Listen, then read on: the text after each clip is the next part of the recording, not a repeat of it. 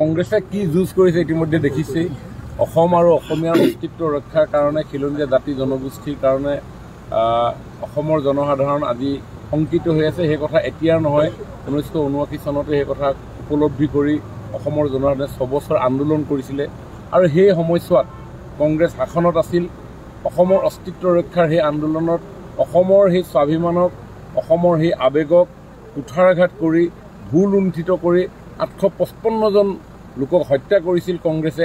হাজাৰ হাজাৰ লোকক নিৰ্যাতন কৰিছিল, পংগুত্বৰ জীৱন আঁকোৱালি ল'ব লগা হৈছিল, বহু বোৱাৰী জীয়ৰী ধৰ্ষিতা হ'ব লগা হৈছিল।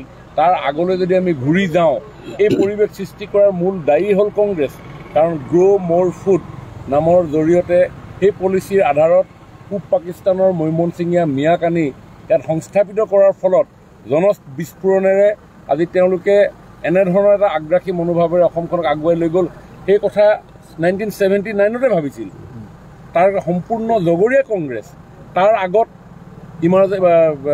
ইমাৰ্জেঞ্চি, তাৰ আগত ডিভাইডেশ্যন, ভাৰত বিভাজন, ধৰ্মৰ নামত ভিত্তি কৰিছিল।